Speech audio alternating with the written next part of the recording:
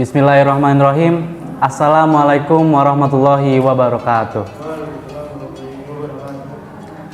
Alhamdulillahirabbil alamin.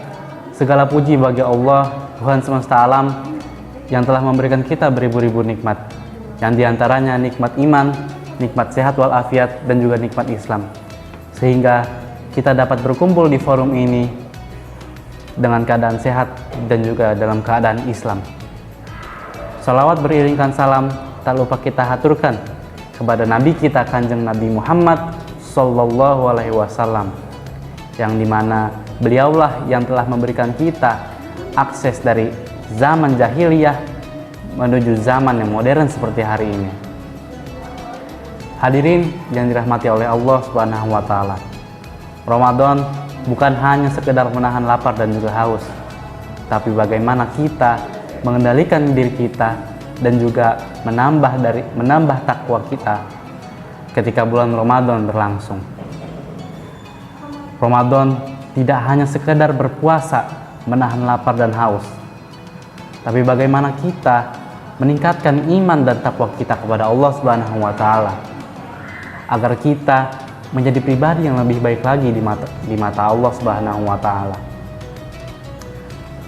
Hadirin yang dirahmati oleh Allah Subhanahu wa Ta'ala, tujuan berpuasa adalah menjadikan kita pribadi yang lebih bertakwa kepada Allah Subhanahu wa Ta'ala.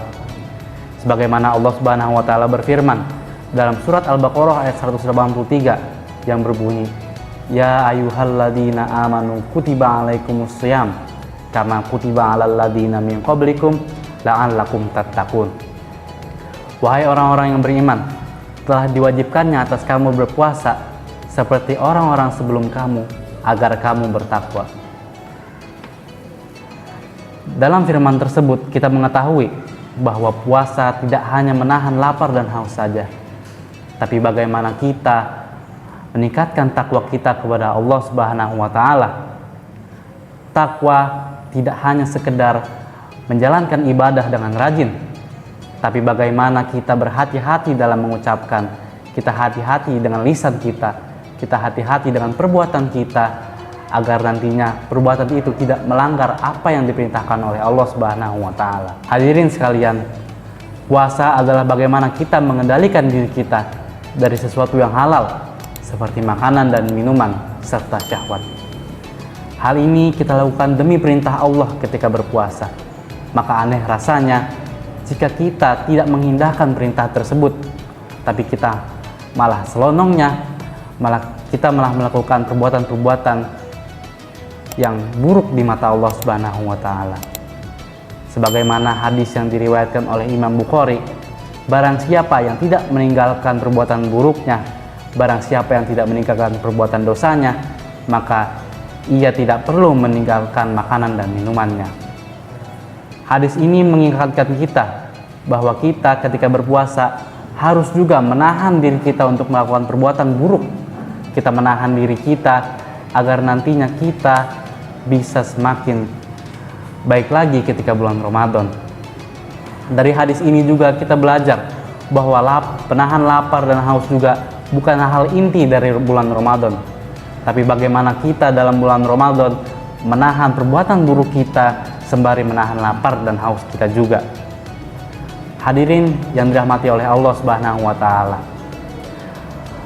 Ramadan juga adalah latihan kita untuk membersihkan diri kita selama bulan Ramadan.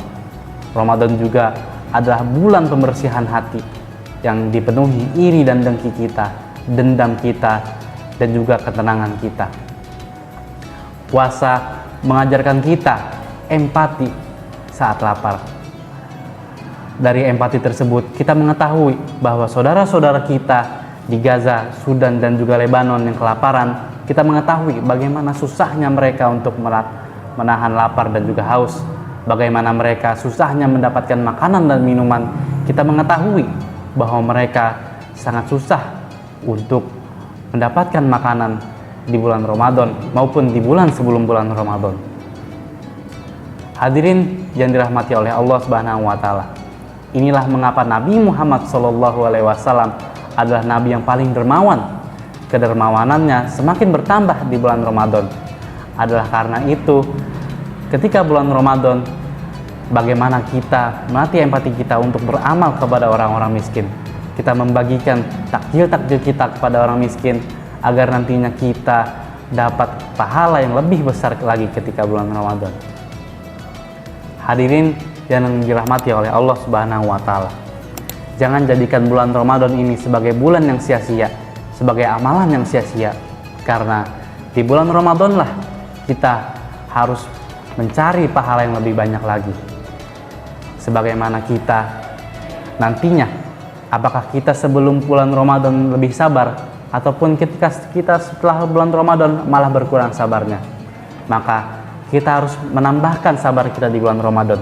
Jadi ketika awal Ramadan kita sabar, maka ketika selesai Ramadan kita menjadi lebih sabar. Ketika sebelum Ramadan kita susah menjaga sholat, ketika selesai bulan Ramadan kita lebih menjadi mudah menjaga sholat kita. Maka dari itu, jangan sia-siakan bulan Ramadan yang berjalan ini. Mari kita sama-sama meningkatkan diri kita untuk mencari lebih banyak pahala di bulan Ramadan. Dan jangan jadikan Ramadan ini berlalu dengan sia-sia di hadapan kita tanpa kita melakukan amalan-amalan yang diperintahkan oleh Allah Subhanahu wa taala dan juga nabinya. Berikut adalah kultum yang saya sampaikan tadi.